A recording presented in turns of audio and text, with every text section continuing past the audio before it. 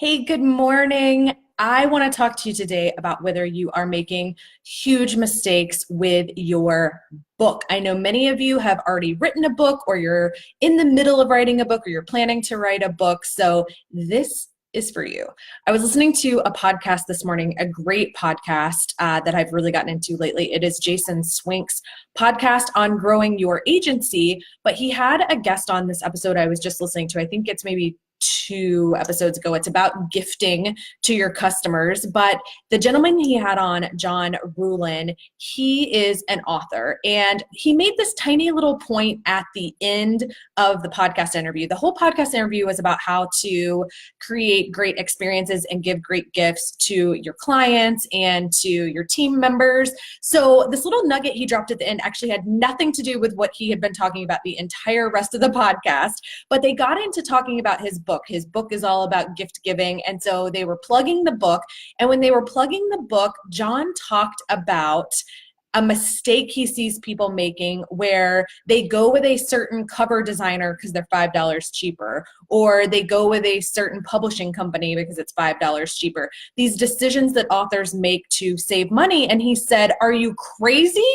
Like, this is supposed to be your business card. This is supposed to be the embodiment of your life's work. This is supposed to position you as an expert, and you're worried about saving $5? Let's not cheap out on our books, folks. I am with him 100% on this. Can you write a book in a weekend? Yes. Can you write a book in a weekend and have it on Amazon by Monday morning? Absolutely. Is it going to do what you want it to do for your business? That is the question I want you to ask yourself, because there is a lot you can do with a book. You can leverage it to get speaking engagements. You can use it as part of a funnel to fill your services or to sell your products. It's a great way to get on television, to get on radio. A book really is an amazing calling card, but not if you cheap out on it. Not if there's a bunch of grammatical errors in it. Not if your cover's never going to get noticed when people are scanning through on Amazon, or if the overall look and feel of it feels cheap, okay? Because this book is a representation of you and your expertise. Why are you going to cheap out on that? If you want your book to position you as the thought leader that I know you are, and you want to become that go-to expert in your niche, you are not going to be doing it by writing your book the fastest or publishing it the cheapest. You're just not. I mean, look at the people that you admire. Yesterday, we talked about what people like Mel Robbins and Tony Robbins and Gary Vee and Marie Forleo, the things that they've done to grow their personal brands and become those huge names that we all know. Do you think that they wrote their book as fast as they humanly could and then published it as cheap as they could? I bet you not a single one of them did. I bet that none of the books you've read this year that were life-changing or business-changing for you, I bet not one of them was written fast or published cheaply. I bet those weren't the goals. Okay, the goals were to get that person's experience and their knowledge out into the world in a way that it could impact the lives of others. And if that cost a few extra bucks, I bet they were okay with it. Ask yourself why you're in such a hurry. Why does your book have to be written so fast? Why do you have to do it so economically? Now, I get it. We all have limited resources in terms of time and in terms of budget. But let's talk about priorities. If one of your priorities is to become a thought leader, to become that go-to expert, isn't it worth a little more of your time and money? I'm telling you, go look at the people you admire, the people whose platforms you would love to have one day.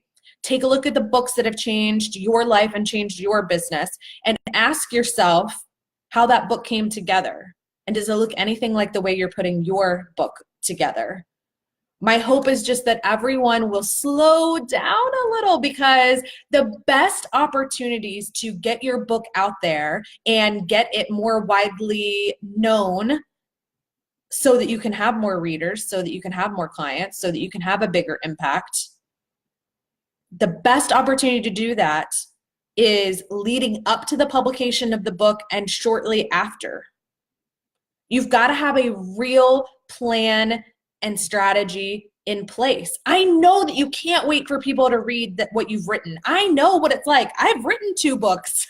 Okay, my last book, from the day I came up with the title until the day the book was actually in my hands was 3 years. So if anyone understands what it's like to have to be patient and wait for that book to get out into the world, trust me, it's me. I get it. Okay, I went through traditional publishing, through a commercial publisher. This is a long process, but you know what? I was quoted in the New York Times. I was quoted in the Washington Post. I had an entire feature on my book in the Atlanta Journal-Constitution. I was on ESPN. I was on national CBS radio. I had national attention for my book. My book came out 5 years ago.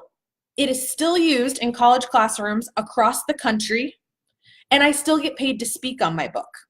My book is paying dividends for me 5 years later. And it's not because I wrote it as fast as I could and got it into people's hands as fast as I could. I get why you want that. I get that you're so excited to get it out into the world, but slow down. If you want this book to be your calling card, if you want it to help establish you as that go-to expert in your field, you want to be a thought leader, you want that platform like those people that you look up to, slow down a little bit. Have a real strategy for how you're going to get the word out about this book, how you're going to get it into people's hands. Slow down and take the time to do it right, because you can't go backwards.